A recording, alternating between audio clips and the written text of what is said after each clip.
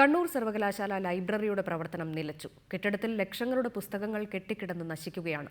താൽക്കാലിക കെട്ടിടത്തിൽ നിന്ന് സർവകലാശാല ആസ്ഥാനത്തേക്ക് മാറ്റിയ പുസ്തകങ്ങൾ ചാക്കിൽ കെട്ടി കൂട്ടിയിട്ടിരിക്കുന്ന ദൃശ്യങ്ങൾ റിപ്പോർട്ടറിന് ലഭിച്ചു. ലൈബ്രറിയുടെ പ്രവർത്തനം പൂർണ്ണമായി നിലച്ചതോടെ പരീക്ഷ എഴുതുന്ന വിദ്യാർത്ഥികൾക്കും ഗവേഷകർക്കും ദുരിതമായിരിക്കുകയാണ്. താവക്കരയിലെ കണ്ണൂർ സർവകലാശാല ആസ്ഥാനത്തിലെ മാലിന്യങ്ങളല്ല ഈ ചാക്കുകളിലുള്ളത്. ലക്ഷക്കണക്കിന് രൂപയുടെ വിലപ്പെട്ട പുസ്തകങ്ങളാണ്.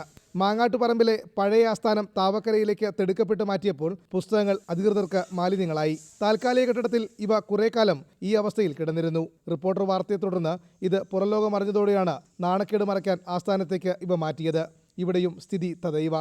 കഴിഞ്ഞ 20-ാം തീയതിയാണ് വാടക കെട്ടിടത്തിൽ നിന്ന് നമ്മുടെ പുസ്തകങ്ങളും അതുപോലെ തന്നെ ഫർണിച്ചറുകളും ഈ പണിതീരാത്ത ബിൽഡിങ്ങിലേക്ക് മാറ്റിയത്. ഇപ്പോഴും ആ പുസ്തകങ്ങളെല്ലാം തന്നെ ചാക്കിലും അതുപോലെ മറ്റ് ബാസ്ക്കറ്റിലും ഒക്കെ കെട്ടിവെച്ച നിലയിലാണുള്ളത്. ഒരു മാസത്തിലേറെയായി പുസ്തകങ്ങൾ ഈ വിധം കെട്ടിക്കിടന്നിട്ടും ആവശ്യത്തിന് അലമാരകളോ റാക്കുകളോ എത്തിച്ച് ലൈബ്രറി പ്രവർത്തിപ്പിക്കാൻ അധികൃതർ തയ്യാറായിട്ടില്ല. സർവകലാശാലയിൽ ഇത് പരീക്ഷാകാലമാണ്. ഗവേഷകർക്കും പുസ്തകങ്ങൾ ആവശ്യമാണ്. ഒരു മാസത്തിലേറെയായി പുസ്തകങ്ങളില്ലാതെ ഇവർ ദുരിതമനുഭവിക്കുന്നു. വിദ്യാർത്ഥികൾക്കോ ഗവേഷകർക്കോ അധ്യാപകർക്കോ ഉപയോഗിക്കാൻ പറ്റാത്ത ഒരു പരിതസ്ഥിതിയാണ് ഇന്ന് നിലവിലുള്ളത്.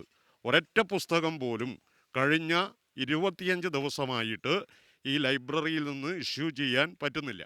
ലൈബ്രറിയുടെ നിർമ്മാണ പ്രവർത്തനങ്ങൾ അനന്തമായി നീളുന്നതും വിദ്യാർത്ഥികളെ വലയ്ക്കുകയാണ്. കെടുകാര്യസ്ഥതയുടെയും ദുർഭരണത്തിന്റെയും മൂർത്തരൂപമായി മാറിയ കണ്ണൂർ സർവകലാശാല വിദ്യാർത്ഥികളെ നട്ടം തിരിക്കുന്നത് തുടരുകയാണ്. പുസ്തകങ്ങൾക്കും വിദ്യാർത്ഥികളുടെ പഠിക്കാനുള്ള അവകാശത്തിനും ഇവിടെ പുല്ലുവില മാത്രം. ക്യാമറാമാൻ ലിമേഷ് ചെറുപഴശ്ശിക്കൊപ്പം യദു നാരായണൻ, റിപ്പോർട്ടർ, കണ്ണൂർ.